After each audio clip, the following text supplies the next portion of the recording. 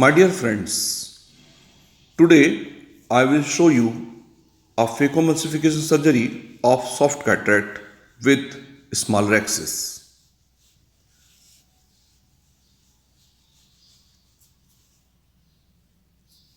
In this patient, you will see the rhexis is slightly small. It is almost 4.5 millimeter in size. We should make adequate size rhexis in every case.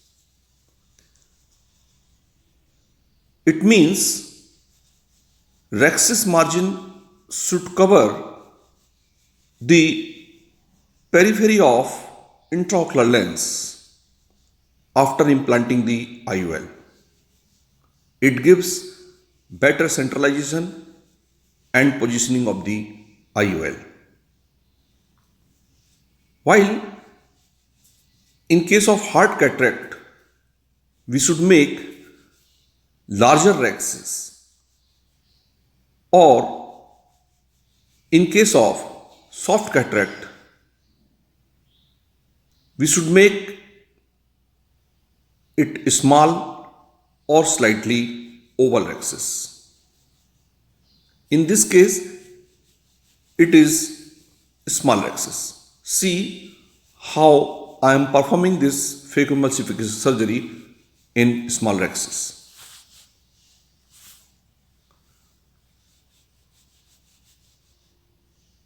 At this moment, I am making triplanar incision for main port. Now, do the hydrodissection and hydrodelineation simultaneously.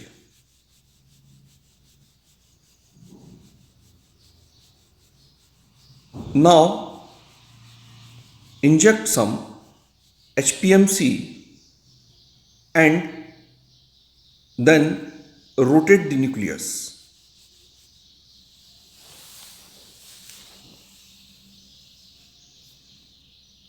Free rotation of the nucleus indicate there is no corticocapsular adhesions. Now inject some 2% HPMC, and this is the right time to start the phacoemulsification surgery.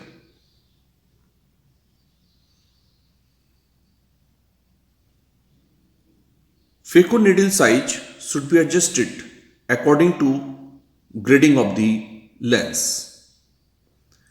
In soft cataract, it can be small, while in hard cataract, it should be larger. This is modified direct chop technique, in which first I emulsified the superficial cortex in US1 mode and make a trench of some depth. Now go to the US2 mode and do the chop.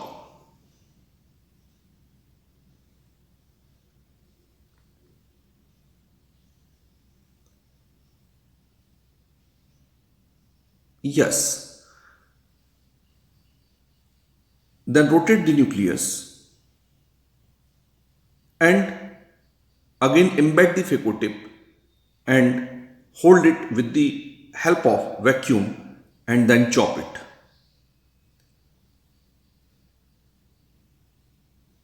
See how I am making the multiple quadrants by chopping this nucleus.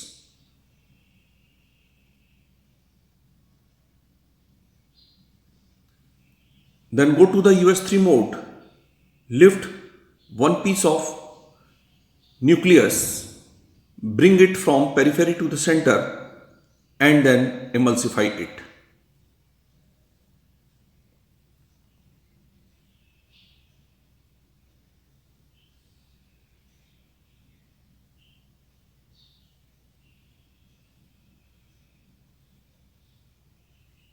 While emulsifying the nuclear pieces, always keep one thing in your mind, that try to engulf the small pieces with the help of vacuum. Do use the phaco energy while they are obstructing, nuclear pieces are obstructing the tip of the phaco needle. Thus, you will use the minimum power and it will help for better visualization on the day of surgery.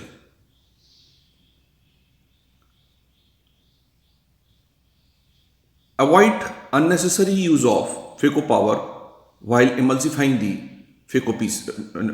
cut nuclear pieces.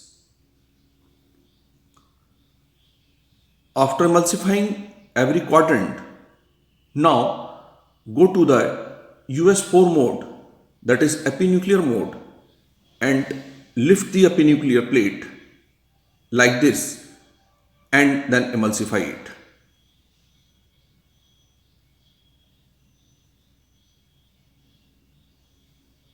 Since I am very much sure that I have done hydrodissection properly, then there is no fear of any complication while emulsifying the nuclear plate. Now, remaining part of the cortex can be removed with the help of bimanual irrigation aspiration cannula or synco cannula, or you can use coaxial.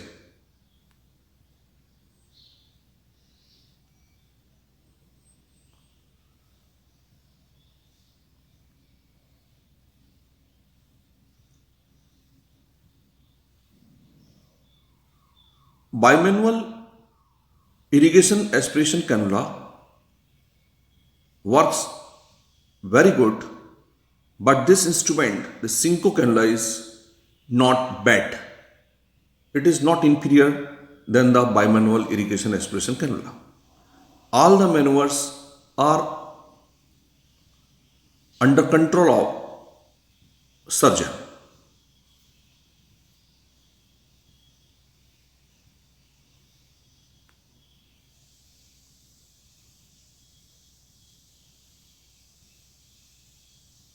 Since the rhexis size is small, therefore we must be very cautious while removing the cortex.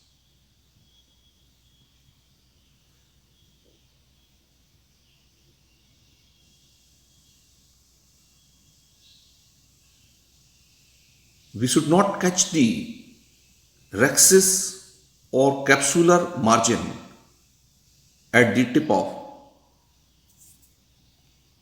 aspiration port.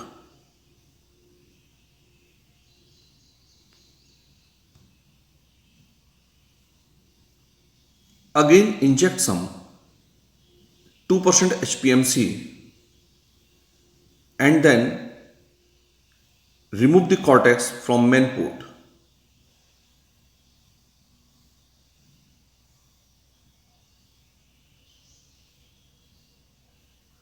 Subincisional cortex can be removed from right-sided side port.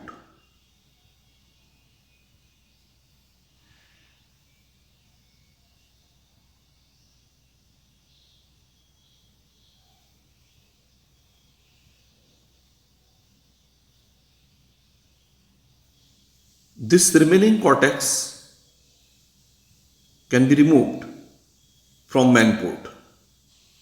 See how I am removing it. Now inject 2% HPMC. Spread some HPMC over the corneal surface and implant the intraocular lens.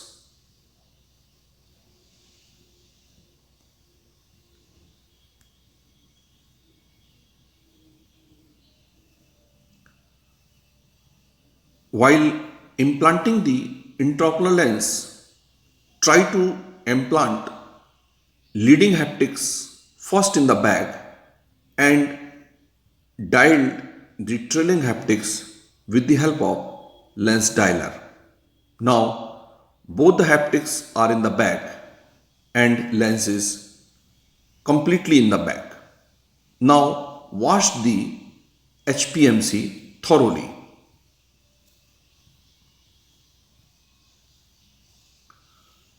Thorough removal of HPMC is must. Otherwise, if you will leave the HPMC inside the AC, it will create raise IOT and patient will feel pain after some time. Thorough removal of HPMC from the angles as well as from the back side of the lens is must.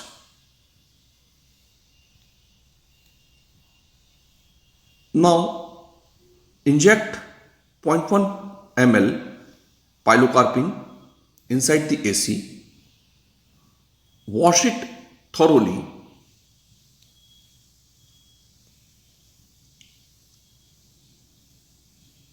and then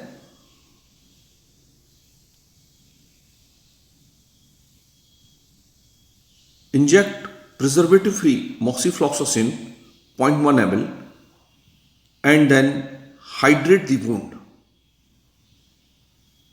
No need to hydrate main port. Hydrate both the side port, right sided and left sided.